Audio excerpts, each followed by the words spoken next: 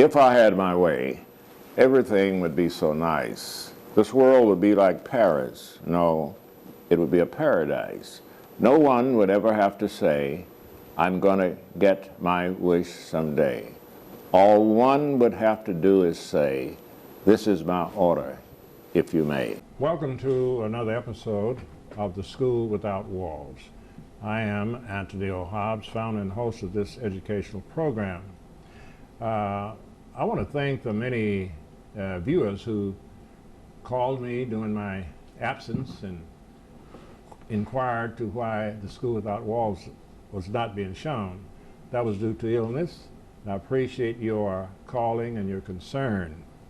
I also want to mention that this is a pre-recorded program, and the date of this recording is August the 15th, 2012. Now, my guests today are Dr. Pamela D. Moore and Professor Fikile. Yes. Mazibuko, Right. South Africa. Yeah. What we're going to do first is ask Dr. Moore, who is to my far left, to tell us what does PDSO stand for. You're a PDSO officer of international programs and studies. You're a visiting assistant professor of regulatory science of the Regulatory Science Center, School of Agriculture, Fishery, and Human Services. Talk to us a little bit about that, would you, Dr. Moore? Okay. Mm-hmm. Thank you, Dr. Hobbs, for inviting myself and the president of the University of Zululand to be on your show today, to participate in a dialogue and discussion.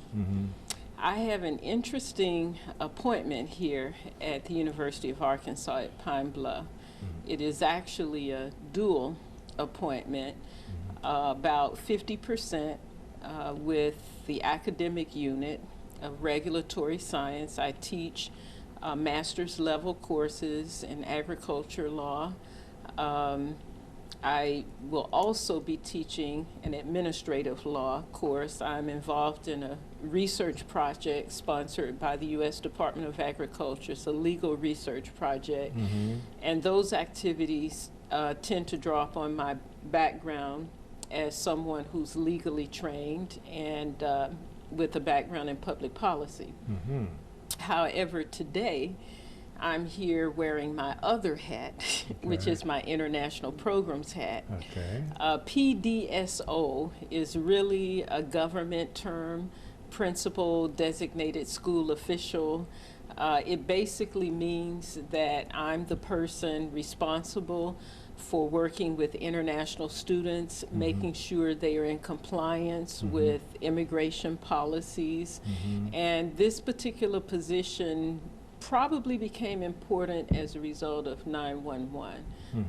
So we do have to keep track of our international students more closely, but I really like to think of myself more broadly as an international students advisor. And so I'm really interested in their overall well-being, how they're adapting, how they're managing their studies. I really prefer not to see myself as just somebody who's a watchdog for the U.S. government. I see. But in addition to that responsibility, I do have some responsibilities in the area of study abroad programming and promoting faculty and staff engagement in international activities. This is your second year with the university, Yes, right? I'm beginning my second year. I see. Now, which state is your native state, and where were you born, and so forth? Okay. Give us a brief on that. Okay, I'm actually from Greenville, Mississippi, born and bred in the Delta, as I like to say. Okay. As I mentioned earlier last week when I did a radio show, I think what's relevant here is that I've been traveling abroad since I was 21, and I've been traveling abroad independently what I mean is not as a tourist, not as somebody going to fancy hotels, but I've actually traveled and lived in other countries, knows what it's like to walk off the plane and not feel like you know where you are, where you're going. And those experiences, I think, have helped me professionally and personally. And I want to make sure that UAPB students can benefit from the same kinds of experiences. Excellent. We have about a couple of minutes before the first break. I will take this opportunity to remind the public that the major purpose of this program is to present successful African Americans, and for the purpose of motivation and the stimulation of young African Americans socially, economically, etc. So you're a prime example of a good role model, because you came from a very humble beginning, right? If it's from the Delta in Mississippi, it was an humble beginning, but you've come a long way. So that can be done by you young people also. We will be back in just a few minutes, and we're going to present the professor. Mazibuko. Mazibuko. We'll talk with Professor Mazibuko primarily. My mama always said, life is like a box of chocolate. You never know what you're gonna get. Lions, tigers, bears, oh my! I am Spartacus. You had me at hello. You had me at hello. I could have been a contender. You can't handle the truth. E.T. on home. Tende mite gatio kako. Mite gatio.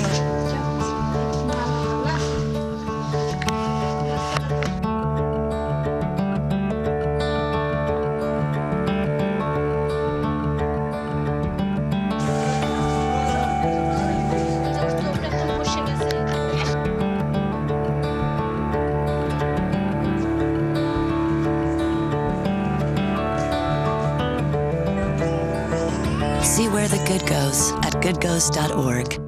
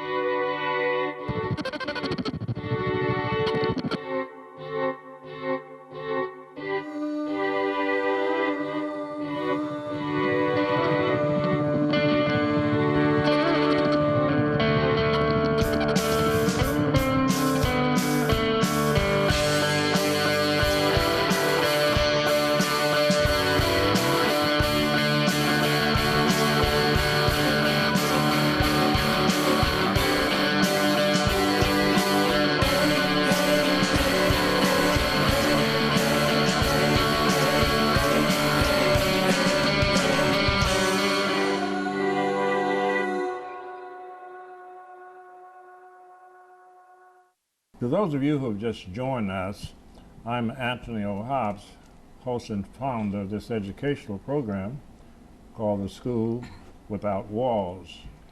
My guest to my near left is Professor Mazibuko from South Africa, the University of Zululand. Yes. And we're going to ask her to tell us a little bit about herself. Where you were born? Were you born in South Africa? Yes. You were born in South Africa, and were you in South Africa before President Mandela? Were you living there prior to that? Yep. You want to start with that and sort of tell us, later you can tell us about your work, but just give us a background of your experience in South Africa. Okay. As a child and on up. Anything that comes to mind. Thank you, Dr. Hobbs, for the opportunity. I am Fikile Mazibuko. That's my name. It's an abbreviated version. My full name is Ntombfikile, which means a girl has come. A girl has come? Yes. Okay. I was born in a town called Edendale, in a city of Pietermaritzburg, in the province or state of KwaZulu-Natal. I grew up there. I studied there. I did my high school at at a school called college, called College of Mazibuko, and that college has produced a number of our leaders. Most of our leaders studied at Mazibuko Training College. I also happen to have studied at the University of Zululand. I did my undergraduate at the University of Zululand many moons ago in the early 70s. Least did I know that one day I'll come back in my present capacity. I come from a family of 5 siblings. My mother is still alive. She's a vibrant 88. Lost my father in 1992. I still have my siblings. I've got one son, and a daughter-in-law, and a granddaughter. I am currently the president of the University of Zululand, one of the 4 universities in the province or the state of KwaZulu-Natal. Did you say you were president of the University of Zululand? Yes. Okay, president. All right. Yes, in South Africa, presidents are called vice chancellors. So I'm the rector and vice chancellor, what you would call a president here. The University of Zululand historically is 52 years old. It was established as a university for Zulu-speaking people during those days. But it has grown into a South African university with a very strong global connections with other universities such as this university. And the reason I'm here is because we are sharing about higher education globally. We're talking about internationalization. We're talking about mutual beneficiation for and with our young people.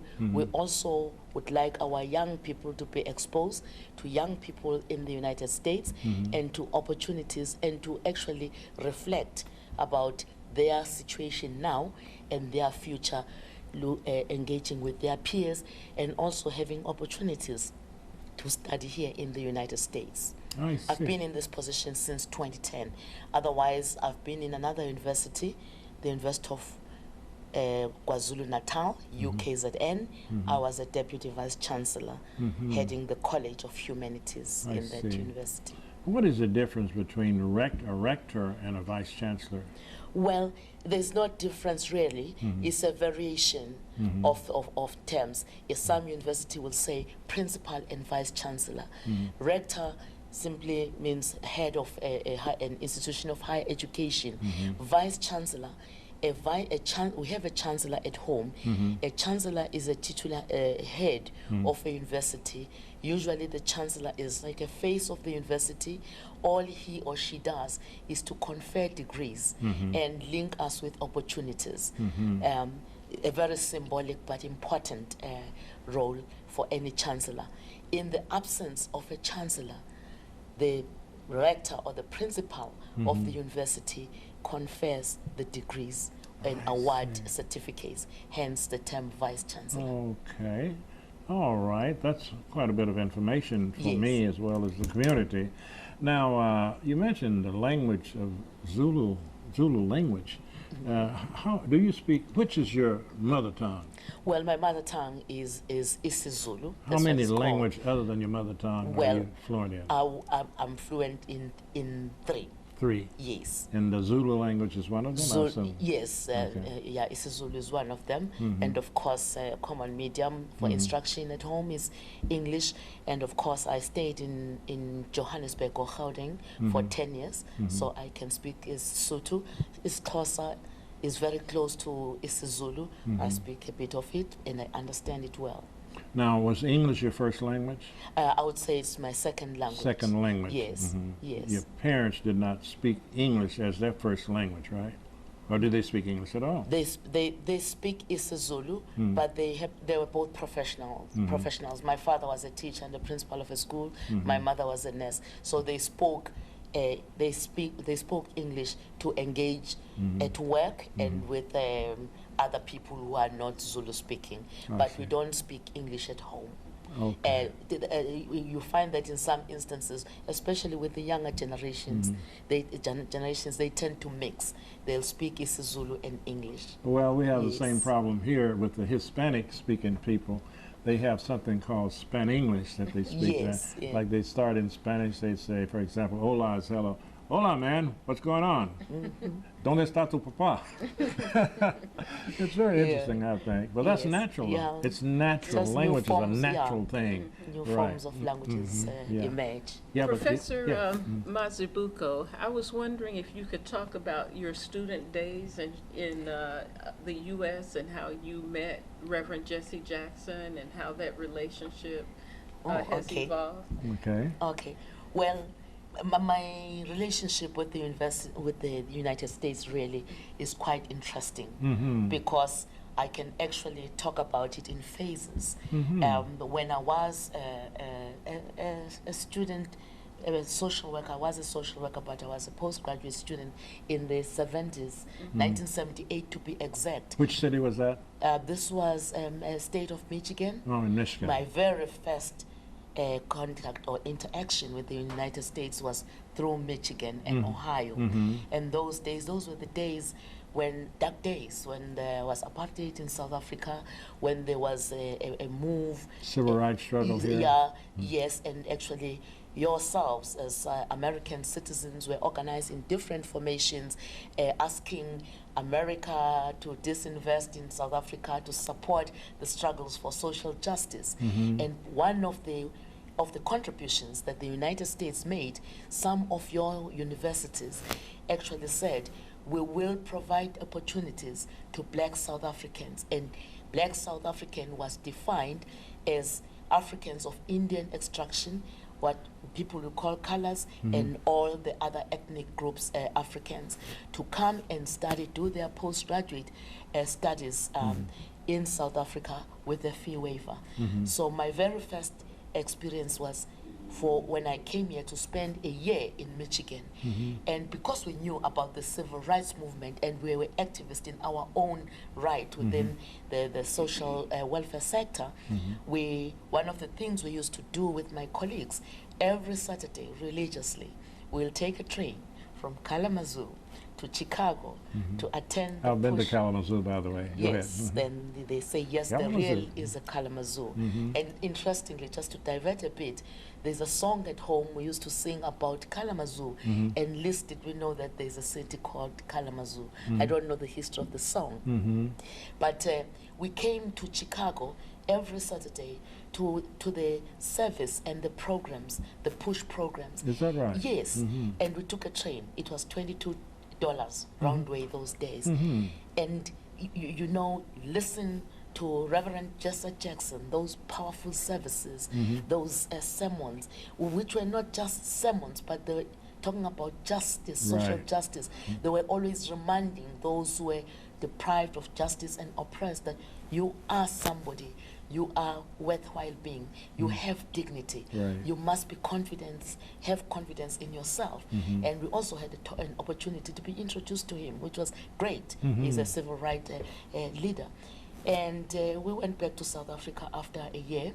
I came again later to study in the United States. I actually did my doctoral qualification here at UIC, that is the University of Illinois in Chicago. And I continued engaging with the push and Jesse Jackson.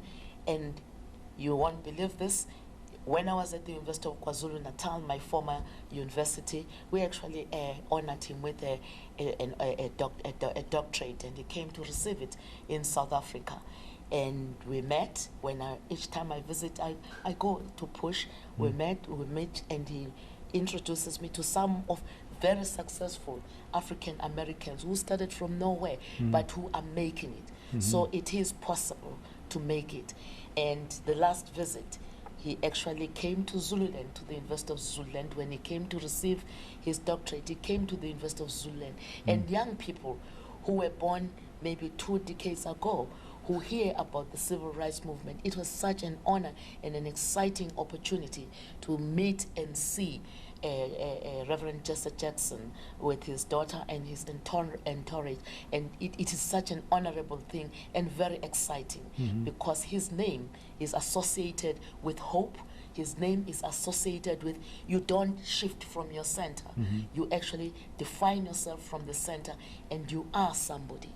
Let us stop there. We have a break, and we will be back in just a few minutes. That was wonderful.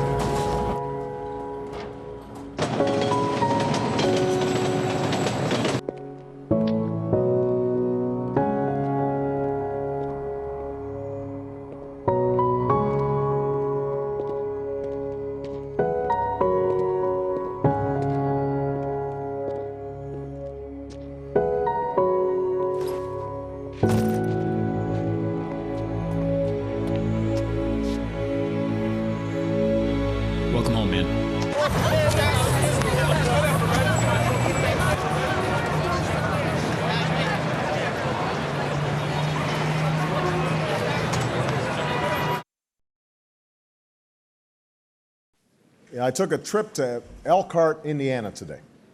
Elkhart's a place that has lost jobs faster than anywhere else in America. In 1 year, the unemployment rate went from 4.7% to 15.3%. Companies that have sustained this community for years are shedding jobs at an alarming speed. And the people who've lost them have no idea what to do or who to turn to. They can't pay their bills, and they've stopped spending money. And because they've stopped spending money, more businesses have been forced to lay off more workers. In fact, local TV stations have started running public service announcements that tell people where to find food banks, even as the food banks don't have enough to meet the demand. As we speak, similar scenes are playing out in cities and towns across America. Those of you who have just joined us, I'm Anthony Hobbs, host and producer of this educational program called The School Without Walls. My guest today is Professor Mazibuko, as well as Dr. Moore. And you were talking about your experience in the USA when we stopped. So let us talk a little bit now about the exchange program, the student exchange program, as well as, I understand, professors, right? Yeah, so just sort of explain that to us. What's your hopes or what's your plans, ambitions for that program with UAPB? Okay. All right. My reason for being here again is we are working on a partnership, a mutual partnership with the university, and we're looking at very specific areas, strengthening, I would talk about ourselves, the areas which we feel need to be strengthened, and we believe that you have strength in those areas, and there are other areas where we believe that there will be mutual beneficiation. For instance, areas for strengthening for us, we would like to see a relationship where we have exchange between faculties of our universities, up-and-coming academics of our university coming here and to other institutions and activities in this state. We would also like a situation where we would like to see maybe professors here working jointly with our professors in terms of examining thesis and dissertations, supervising our postgraduate students. We would also like to see opportunities for our students. Our students are growing up in exciting times where you can actually move around the globe. Oh, yes. And we would like this global local nexus to be strengthened, where students in South Africa could come and share with their peers in the USA about their academic experiences, their future, their now and the future, what they do as students at their universities, and many other things of interest to them as young and up-and-coming professionals and scholars. Where the US has been in this for a long time, students do come to South Africa, and we would like the University of Zululand to be a main player in that practice. Let me ask you a question here. Now, is it possible, and Dr. Moore, you might want to comment on this too, is it possible to do distant learning from that far off? Distant learning, could we do that? Like through TV and stuff like that? Yeah, that could work. Yes, given the technology of our times, that can be done. We do have institutions, but it could even be done by contact universities, given the technologies, campus, e-learning. There's so many technologies, exciting technologies that allow us to interact and to learn from one another without jumping into a plane for 15 hours from South Africa. But at the same time, we would like to retain that face-to-face contact amongst ourselves as institutions. I think the technology is wonderful. It allows us to do so many things. Dr. Moore, is there anything you would like to add to or ask the professor concerning South Africa? Go right ahead. Well, as she indicated, the purpose of her visit is to meet faculty, administrators, staff, students, learn about the university, and possibly, I trust, definitely, we will sign a memorandum of understanding between the two universities. But just as a backdrop, I believe this visit is an outgrowth of the spring meeting of our International Affairs Council, in which we discussed the importance of university linkages as a way to internationalize the curriculum, develop long-term relationships.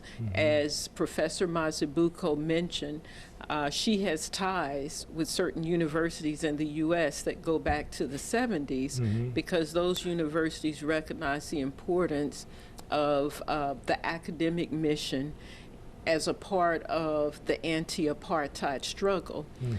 There was some understanding that one day there would be a new government and there would be a need for trained leaders. Some of those challenges still exist. There is still a need to increase university enrollment among the Black South African population. There's still a need to increase the number of degree professors. So there's still a contribution that higher education in the U.S. can make to the higher education sector and Black South Africans in South Africa. I would just like to say that it's a two-way street. I had the opportunity to organize a study tour for young persons from Nigeria who traveled to South Africa. We spent about 2 weeks. We visited the Anti-Apartheid Museum. We visited the museum in Soweto, the Hector Peterson Museum. And those young persons were altogether inspired by the role of young people and students in the anti-apartheid movement. And I would like to see something similar happen. I would love to organize a study abroad program. Part of that program could be based at the University of Zululand, but another component would be to deepen our students' understanding of what young people can accomplish as part of a broader social movement. I think it would be equally inspiring for them, just as it was for those young leaders from Nigeria. We are living in a global society. Oh, yes. And whenever I travel abroad, I learn more about the U.S. than I could have ever learned from a textbook. We only have 2 minutes. Okay. So let us stop here and sort of conclude for this section, this segment of the program. We'll be back in just a few minutes for segment 2. But I do want to mention this to the community, that we have DVDs of all programs, and they cost just $5, which is just the cost of making these. So we want to be aware of that. And Professor and Dr. Moore, we'll be back in just a few minutes.